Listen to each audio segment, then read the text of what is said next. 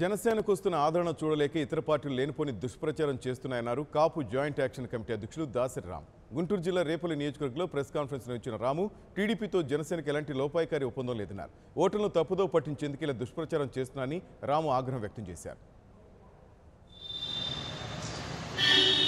వ్యక్తిగత జీవితాన్ని వదులుకొని సమాజం కోసం పనిచేస్తున్నాయి బయటకు వచ్చిన పవన్ కళ్యాణ్ గారికి మద్దతుగా ఎస్సీ ఎస్టీ బీసీలు మైనారిటీలు కాపుల యొక్క సంఘీభావం కోసం రాష్ట్ర వ్యాప్తంగా పర్యటిస్తున్నాం.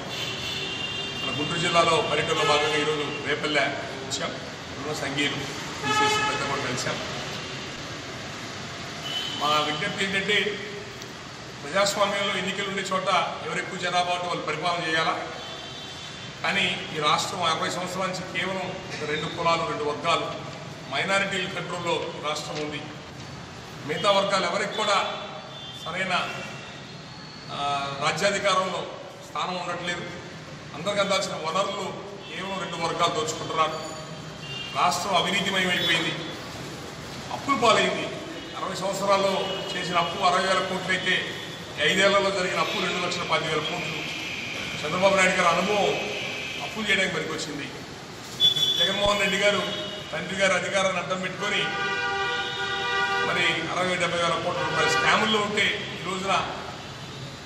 ఈ రోజుకి కోర్టు బోర్లు ఎక్కుతున్నారు. ప్రతి వారం వాయిదాలకు వెళ్ళి వస్తున్నారు. ఆయన మన నామినేషన్ పత్రాలు సమర్పిస్తే సగం పేజీల పైన ఆయన కేసులు మెన్షన్ చేయాల్సిన పరిస్థితి వచ్చింది.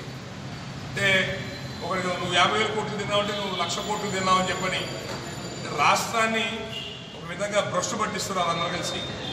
మరి ఇలాంటి సమయంలో పవన్ కళ్యాణ్ గారు మంచి ఆశయాలు కలిగిన మనిషి, నిస్వార్థంగా అట్టడుగు పేదవర్గాల రాజ్యాధికారం కోసం సమసమాజం కోసం ఆయన మనల్ని పేదవర్గాలు నమ్ముకొని వచ్చారు. మన అభివృద్ధి కోసం వచ్చాడు. కాబట్టి మనందరం కూడా ఆయనకు అండగా ఉండాలా. ఇలాంటి పేదవర్గాల నుంచి బలమైన నాయకుడు ప్రతిరోజు పుట్టడు, నాయకత్వం ప్రతిరోజు రావు. వచ్చినప్పుడు కాపాడుకోలేకపోతే మళ్ళీ 20-30 సంవత్సరాలు మళ్ళీ బానిసత్వంలోకి వెళ్ళిపోయే పరిస్థితి. Please subscribe New Waves.